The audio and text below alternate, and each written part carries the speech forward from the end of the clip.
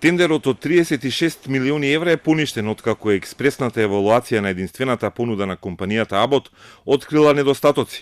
Ова на утринска пресконференција го кажа министерот за здравство Венко Филипче. Претходно цел викенд јавноста критикуваше дека како подизведувач се појавува што току формирана фирма, а опозицијата бараше оставка од Филипче и набавката на биохимиски реагенси ја прогласи за најголем скандал во македонското здравство.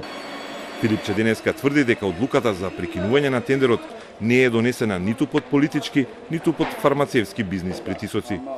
Нема апсолутно никаков притисок од ниту една страна.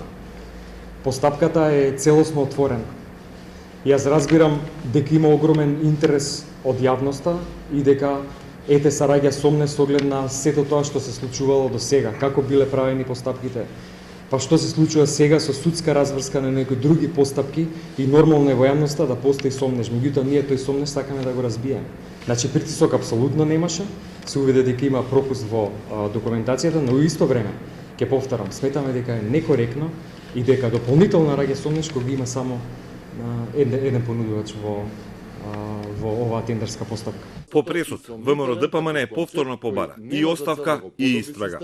Тоа што Филипче го поништи тендерот може да биде само олеснителна околност, но никако нема да го амнестира од кривична одговорност за скандалозната набавка. Кривичната одговорност мора да има за сите инволвирани во оваа сделка. На тендерот за централизирана набавка на биохемиски реагенси и апарати за анализи се пријави само Абот од Германија, која е представник на истоимената американска компанија.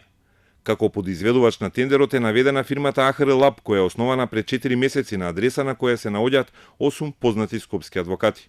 Токму профилот на фирмата АХР беше на удар на најголеми сомнежи за тендерот.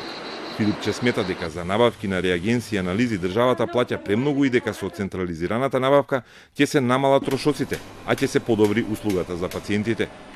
Годишно за таа ставка се трошат по околу 12 милиони евра, а може да се заштетат и 2,5 милиони евра, тврди Филипче, иако не е направена соодветна анализа.